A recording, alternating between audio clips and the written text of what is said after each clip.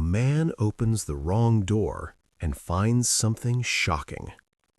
When David pushed open the heavy oak door to 304, he didn't find his own empty living room.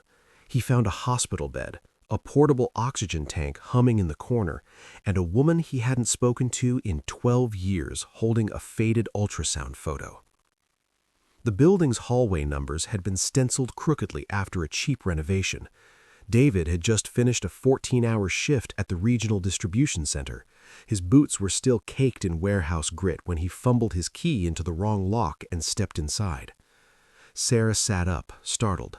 Her breathing hitched as the nasal cannula slipped against her cheek.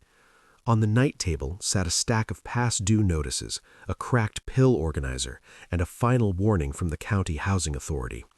She recognized him instantly. She didn't scream. She didn't reach for the phone. She just pressed the photograph flat against her thin blanket. "You never asked," she said quietly. David's chest tightened. He'd walked away when the test turned positive. He was 22, working night shifts and terrified of failing them both. He convinced himself his absence was a gift. He never knew she moved to this exact zip code.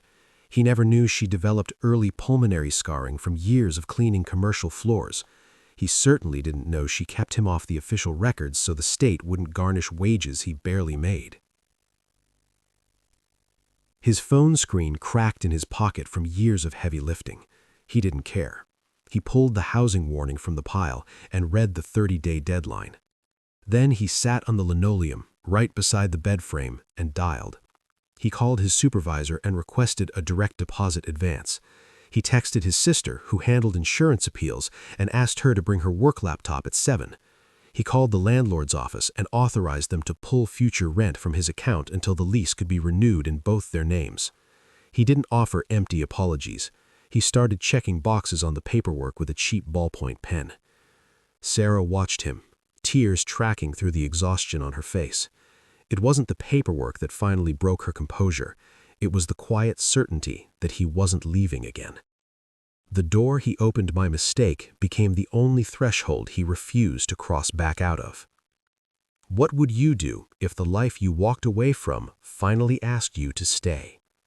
Thanks for watching.